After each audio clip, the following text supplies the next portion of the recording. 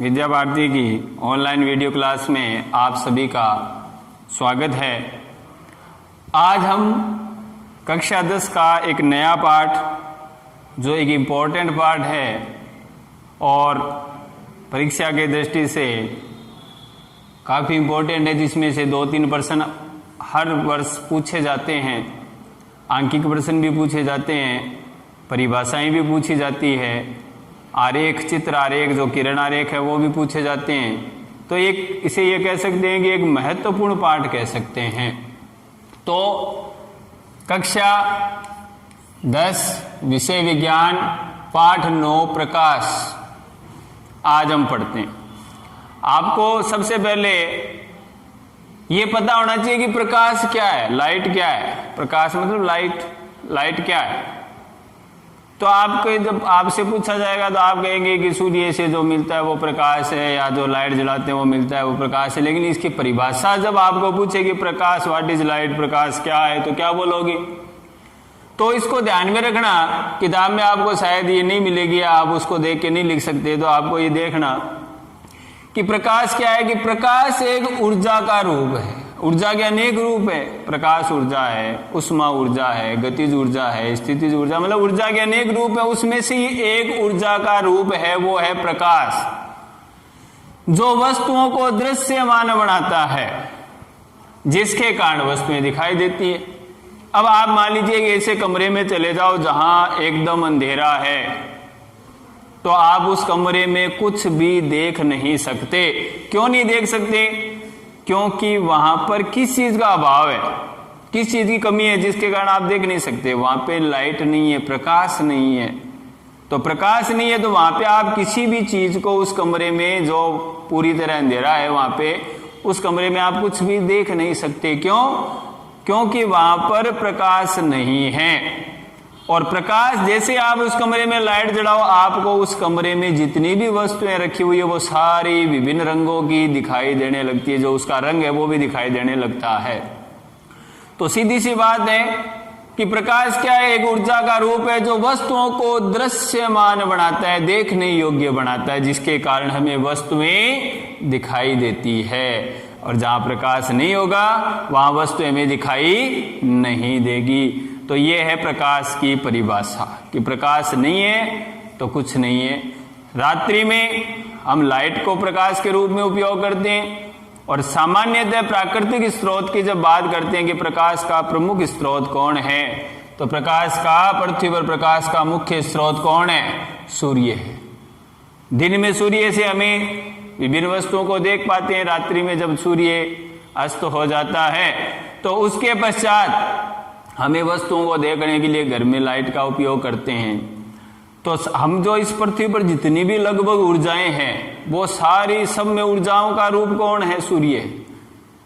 आप भोजन खाते हो, उसमें जो ऊर्जा होती है, आप भोजन क्यों खाते हो? एनर्जी के लिए, ऊर्जा के लिए। तो वो जो पौधों के अंदर जो एनर्जी है, भोज्य पदार्थ, अनाज में, सब्जियों में, फलों में जो ऊर्जा है वो भी सूर्य से ही आती है। प्रकाश संश्लेषण क्रिया में पेड़ पौधे क्या करते हैं? जो सौर ऊर्जा है उसको रासायनिक ऊर्जा में परिवर्तित कर देते हैं। तो कहने का मतलब हमारे जो पृथ्वी पर जितनी भी ऊर्जाएं हम देखते हैं उनका मुख्य स्रोत यही है।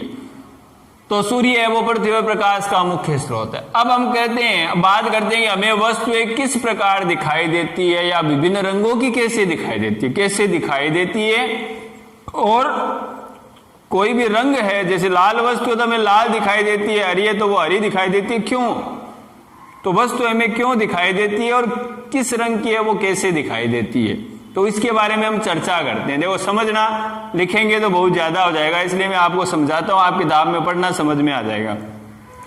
कि जैसे ये सूर्य है, सूर्य का प्रकाश जब पृथ्वी पर गिरता है, किसी भी वस्तु पर गिरता है, तो देखो पहले तो ये ध्यान रखना, सूर्य का जो प्रकाश होता है वो श्वेत रंग का होता है। और जो श्वेत प्रकाश होता है, उस श्वेत प्रकाश में 7 रंग होते हैं। VIBGYOR, ये 7 वर्ड याद रखना। जो श्वेत प्रकाश, प्रकृति में वैसे 7 ही रंग है, लेकिन इन 7 रंगों का विभिन्न मात्रा में मिश्रण होता है तो उससे बहुत सारे रंग हैं। हम देखते हैं कि हजारों रंग हैं, लेकिन वो हजारों रंग किससे बने? इन 7 रंगों के ही विभिन्न मात्रा में मिश्रण से बने। तो वी का मतलब क्या होता है? वॉयलेट, बैंगनी। इसका वी का मतलब वॉयलेट अंग्रेजी में, वॉयलेट का अर्थ होता है बैंगनी। आई का मतलब होता है इंडिगो, जामुनी। बी का मतलब होता है ब्लू, नीला। जी का मतलब होता है ग्रीन, हरा। वाई का येलो, पीला। ओ का ऑरेंज, नारंगी। आर का रेड, लाल। तो ये 7 रंग जो इंद्रधनुष के होते हैं, तो प्रकृति में ये 7 रंग है। और सूर्य का जो श्वेत प्रकाश है वो इन 7 रंगों का मिश्रण है। 7 रंगों से मिलकर श्वेत प्रकाश का क्या होता है? निर्माण होता है। तो ये 7 रंग है। जब जैसे ये कोई वस्तु है, ये मान लीजिए लाल रंग की है। अब इस वस्तु पर जब सूर्य का प्रकाश गिरेगा, 7 रंग गिरेंगे एक साथ। 7 मतलब श्वेत प्रकाश मतलब 7 रंगों का मिश्रण है। वो जब प्रकाश इस वस्तु पर गिरेगा तो ये वस्तु क्या करती है? उस अपने पर गिरने वाले प्रकाश का परावर्तन कर देती है। प्रकाश इससे टकरा के परावर्तित होकर हमारी आंखों तक पहुंचता है। जैसे ये गिर के ये हमारी आंखों तक आया, ये जो प्रकाश गिर के हमारी परावर्तित होकर हमारी आंखों तक पहुंचता है। आंखों तक जो पहुंचने वाला प्रकाश है, फिर हमारे आंखों में जो आंख की जो संरचना होती है, उसमें जो रेटिना होता है, जो दृष्टि पटल जिसको बोलते हैं, दृष्टि पटल, या जिसको अंग्रेजी में रेटिना बोलते हैं। तो ये जो परावर्तित प्रकाश जो हमारी आंखों में पहुंचता है वो कहाँ गिरेगा? रेटिना पर। तो जो प्रतिबिंब है वो कहाँ बनेगा? आंख के अंदर रेटिना पर बनेगा। और रेटिना पर जो बनने वाला प्रतिबिंब होता है वो कैसा होता है? वास्तविक होता है और उल्टा होता है। याद रखना, रेटिना पर बनने वाला प्रतिबिंब कैसा होता है? वास्तविक और उल्टा। अब रेटिना पर प्रतिबिंब उल्टा बनता है, लेकिन हमारे जो रेटिना के बाद में जो दृक् तंत्रिकाएं हैं, दृष्टि तंत्रिकाएं होती हैं, दृष्टि तंत्रिकाएं क्या करती है? उन जो सूचना है उसको कहाँ पहुंचाती है? मस्तिष्क में। तो जो परावर्तित प्रकाश हमारी आंखों में आया उसका प्रतिबिंब कहाँ बनेगा? आंख में, दृष्टि पटल पर, रेटिना पर बनेगा। वो प्रतिबिंब कैसा होगा? वास्तविक और उल्टा होगा। वो प्रतिबिंब संबंधी जो सूचना है वो दृक् तंत्रिकाओं द्वारा कहाँ पहुंचती है? मस्तिष्क में। और मस्तिष्क उसको सीधा करके पढ़ता है। वस्तु प्रतिबिंब रेटिना पर उल्टा बनता है, लेकिन मस्तिष्क उसको कैसा पढ़ेगा? जैसी वस्तु है वैसा ही उसको देखेगा और हम वस्तुओं को देख पाते हैं। अब ये तो बात होगी वस्तुओं को देखने की, कि हमें वस्तुएं क्यों दिखाई देती है, कैसे दिखाई देती है। अब विभिन्न रंगों की कैसे दिखाई देती है? कि मान लीजिए जो श्वेत प्रकाश वस्तु पर गिरा है, तो ये वस्तु लाल रंग की है, तो ये लाल रंग का परावर्तन करेगी। हरी वस्तु होगी वो हरे रंग का परावर्तन करेगी। जैसी वस्तु होगी वो उसी रंग का क्या करेगी? परावर्तन करेगी। और वो परावर्तित प्रकाश हमारी आंखों में जाएगा, तो जैसी वस्तु है वो हमें वैसी दिखाई देगा। लाल है तो वो लाल रंग का परावर्तित प्रकाश है, वो हमारी आंखों में पहुंचेगा, वो वस्तु में लाल दिखाई देगी। हरी है तो वो हरी दिखाई देगी, पीली है तो वो।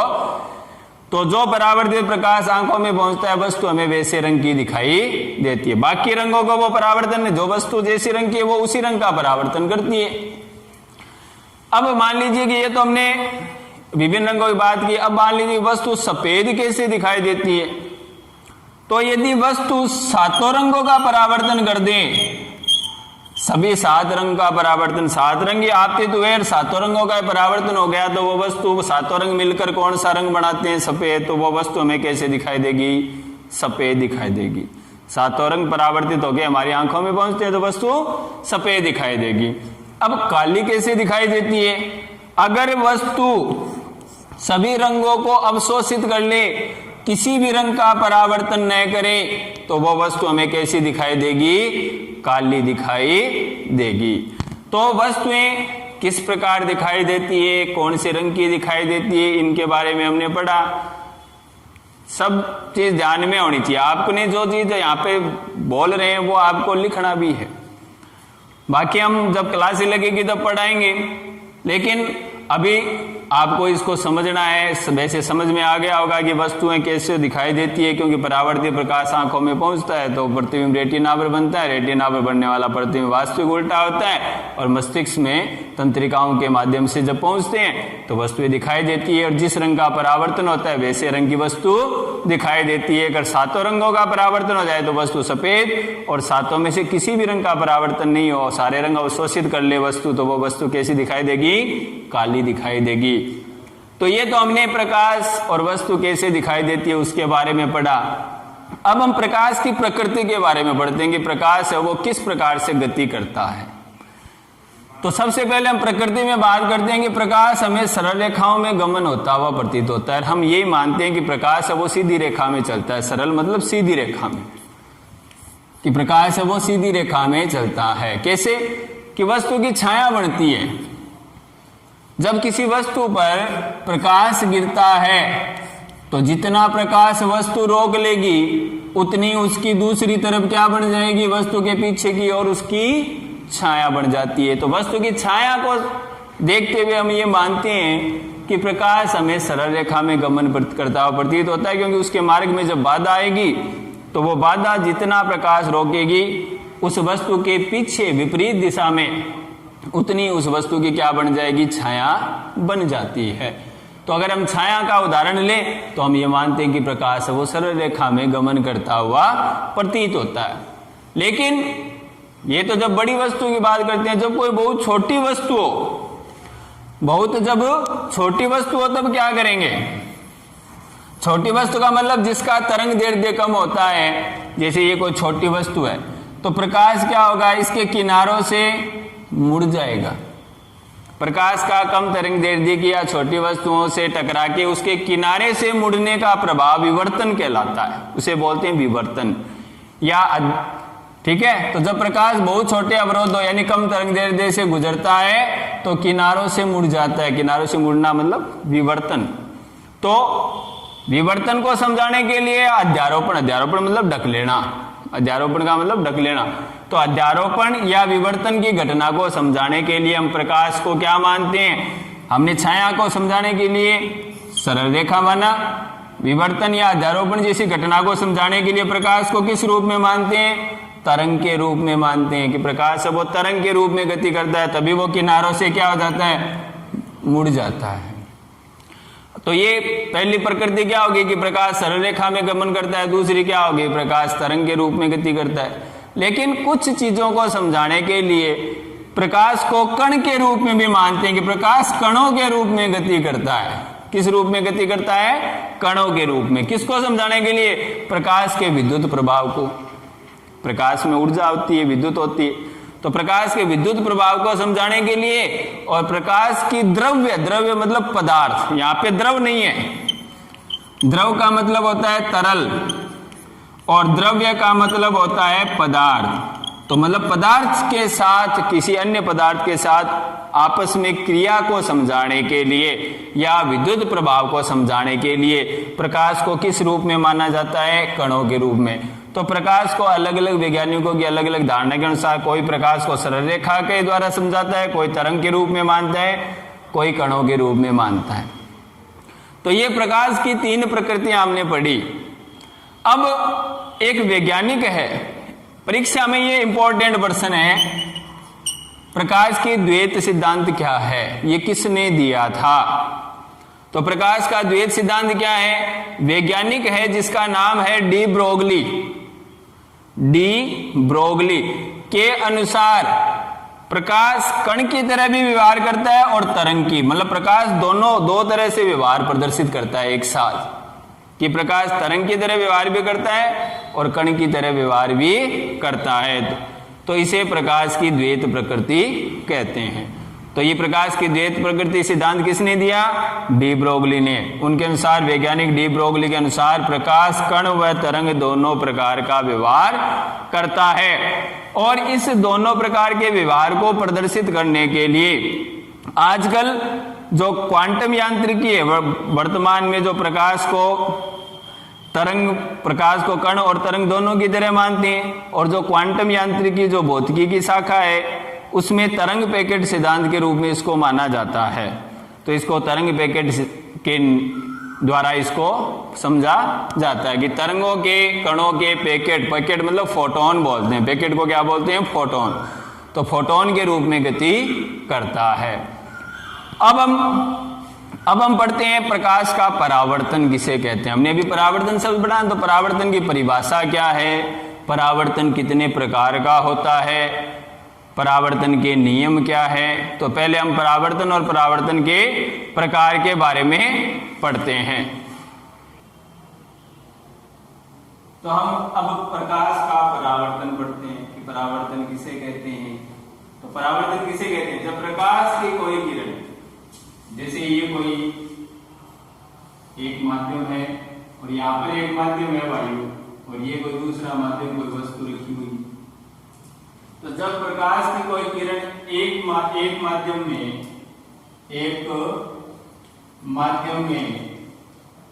गमन करती हुई, एक माध्यम में गमन करती हुई दूसरे माध्यम में, ये एक माध्यम है जिसमें ये गमन करती हुई, इस दूसरे माध्यम, ये दूसरा माध्यम है,